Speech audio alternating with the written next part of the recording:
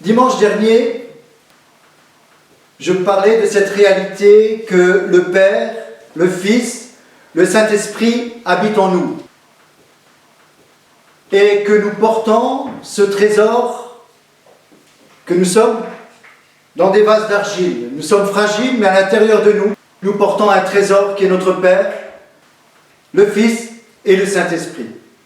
Aujourd'hui, je voudrais aller plus loin et parler d'autres réalités spirituelles.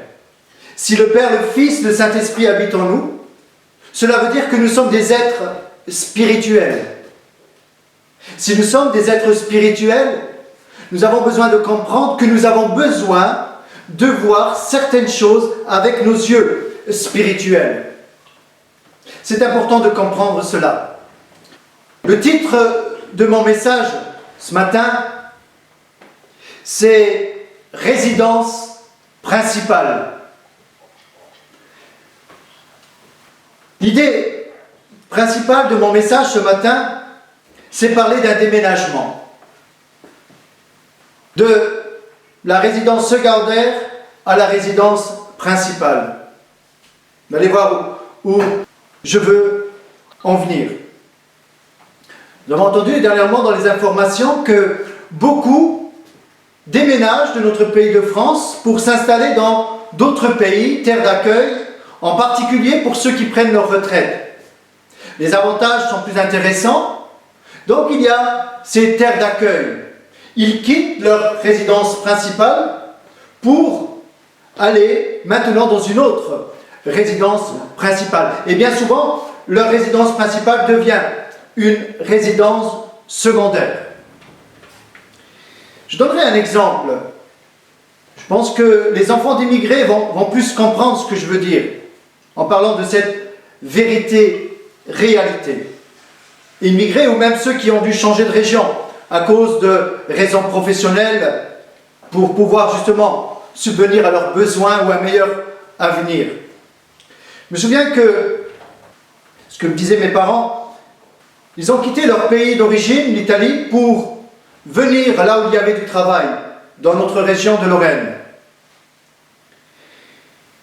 Ils sont venus avec leur cœur serré, parce que leur désir, c'était d'arriver à donner un avenir à leur enfant, mais avec dans leur cœur ce désir de retourner pour la retraite. C'était provisoire. Ils sont venus ici en Lorraine et nous avons évolué dans un HLM. Nous étions une famille nombreuse et pas de commodité, assez modeste. Parce que lorsque nous posions cette question à mon père, pour lui, ce qui était important, c'est de construire dans son pays d'origine pour y retourner un jour. Et donc nous avons construit en Italie une belle maison sur 3 niveaux avec des commodités, du marbre au sol, une belle salle de bain, alors que nous, ici, nous étions dans un HLM. Tout cela parce que l'idée était de retourner dans la résidence principale. Mais malheureusement, comme beaucoup d'immigrés, les parents ne sont jamais retournés dans leur pays d'origine, pour plusieurs raisons. Les enfants ont grandi, se sont mariés, leur avenir s'est fait ici et tout doucement, leur cœur s'est détaché. Pourquoi je dis cela ce matin? C'est parce que il y a une réalité spirituelle dans laquelle nous sommes, il me semble, pas assez attachés. Nous avons une demeure dans le ciel. Je dirais une résidence secondaire dans le ciel. Peut-être certains sont conscients que nous sommes citoyens du ciel. Depuis le jour où nous avons accepté Jésus, nous sommes devenus citoyens du ciel. Et donc, il y a une réalité que Jésus va mentionner dans Jean 14, on va le lire. Mais il me semble que nous vivons sur la terre comme si notre résidence principale ou comme si la vie éternelle allait se passer sur la terre. Certains réduisent l'éternité à leur vie sur la terre. Nous allons lire ce passage dans Jean 14, au verset 1.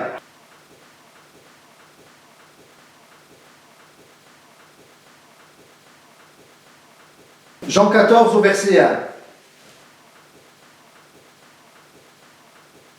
Que votre cœur ne se trouble point. Croyez en Dieu et croyez en moi. Il y a plusieurs demeures dans la maison de mon Père. Si cela n'était pas, je vous l'aurais dit. Je vais vous préparer une place.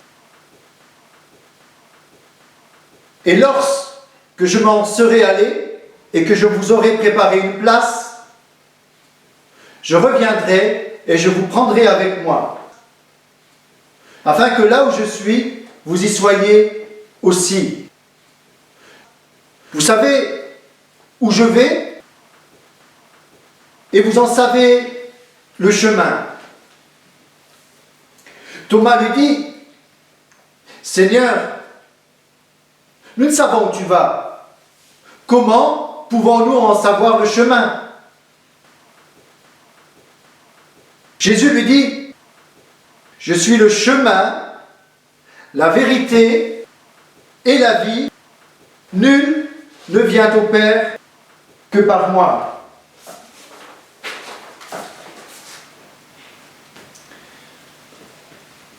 Pour bien comprendre ce passage, Jésus va dire à ses disciples que votre cœur ne se trouble point. Pourquoi Jésus va dire à ses disciples que votre cœur ne se trouble point? Pour bien comprendre ce contexte, il faut lire le chapitre 13, qui est très important dans l'évangile de Jean. Jésus leur annonce qu'il va les quitter. Il va rejoindre son Père. Jésus va leur apprendre que l'un des 12 va le trahir. Il va dire à Pierre qu'il va le renier 3 fois. Un autre évangile nous parle que Satan allait déferler sur eux. Imaginez-vous cette raison de trouble. Jésus va dire, je ne serai plus avec vous. Le trouble va commencer à les gagner. Et il y a une raison pour cela. Peut-être c'est notre cas aussi. Peut-être dans nos vies, il y a plusieurs raisons qui nous amènent à être troublés. Vous savez, ça me fait penser toujours, quand je parle de trouble, avec cette image, vous prenez un ruisseau propre, clair, tranquille, vous mettez un enfant à l'intérieur avec un bâton qui remue un petit peu la vase, et là l'eau est complètement troublée. Et bien souvent, nous nous retrouvons dans cette situation où dans nos pensées, tout se bouscule. Nous sommes troublés. Les disciples étaient troublés. Ils avaient investi sur Jésus. Ils avaient tout quitté pour lui. Voilà que maintenant, ils se rendent compte qu'ils vont rester seuls. Et le trouble les gagne. Imaginons, par exemple, pour comprendre ce trouble, qu'un médecin nous apprend qu'un membre de notre famille est condamné, ou que notre meilleur ami est condamné. Forcément, le trouble va nous gagner, la tristesse et tout un tas de pensées. La tristesse commence à nous gagner. On se dit, mais si j'avais su, je lui aurais manifesté davantage d'amour. J'aurais passé plus de temps avec. Il y a tellement de choses qui viennent lorsque on nous dit qu'on va perdre quelqu'un. Et les disciples étaient dans cette situation-là. Mais Jésus les rassure. Jésus les rassure.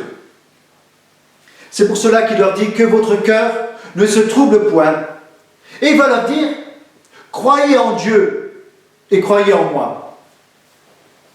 Croyez en Dieu et croyez en moi. À l'époque, on parlait d'un seul Dieu. De croire à ce Dieu unique. Et Jésus va leur dire, mais c'est important de croire à Dieu, mais il faut croire en moi. Vous, mes disciples, c'est important de croire en moi également. Je vais vous préparer une place dans le ciel. Et là, les disciples ne comprennent pas tout ce que Jésus est en train de leur dire. Parce que le trouble les a tellement gagnés. Je vais vous préparer une place. Jésus essaye de leur faire comprendre que lui et le Père sont un. Que pour aller au Père, il faut passer par lui. Et ça, c'est important de comprendre. Thomas lui dit, mais nous ne savons où tu vas, comment pouvons-nous en connaître le chemin? Jésus va dire, je suis le chemin, la vérité et la vie. Mais Thomas ne comprend pas. Pour les Juifs de l'époque, ça voulait dire énorme. Ce matin dans la prière, j'avais reçu cela. Lorsque Jésus va dire, je suis le chemin, la vérité et la vie, pour les Juifs de l'époque, c'était énorme, parce qu'il y avait le temple à Jérusalem. Et il y avait 3 portes dans ce temple. Il y avait la première porte pour entrer dans le parvis, qui s'appelait le chemin. Il y avait une deuxième porte pour entrer dans le lieu saint, qui s'appelait la vérité. Et il y avait une troisième porte pour entrer dans le lieu très saint, qui s'appelait la vie. Et lorsque Jésus va dire « Je suis », il prononce le nom de Dieu. « Je suis le chemin, la vérité et la vie ». Nul ne peut aller, écoutez bien, nul ne peut aller dans le lieu très saint s'il ne passe par moi. Je suis le chemin, la vérité et la vie. Nul ne vient au Père que par moi. Cela voulait dire que, là encore, un trouble nouveau dans l'esprit des disciples. Ils comprenaient ce que ça voulait dire, ces 3 portes. Donc, cela voulait dire qu'ils pouvaient entrer dans le lieu très saint et que c'était au travers de lui. Jésus essaye de leur faire comprendre que lui et le Père sont un. Nous retrouvons dans le verset 9, Jésus lui dit, il y a si longtemps, il va parler à Philippe, il y a si longtemps que je suis avec vous et tu ne m'as pas connu, Philippe. Celui qui m'a vu a vu le Père. Comment me dis-tu, montre-nous le Père?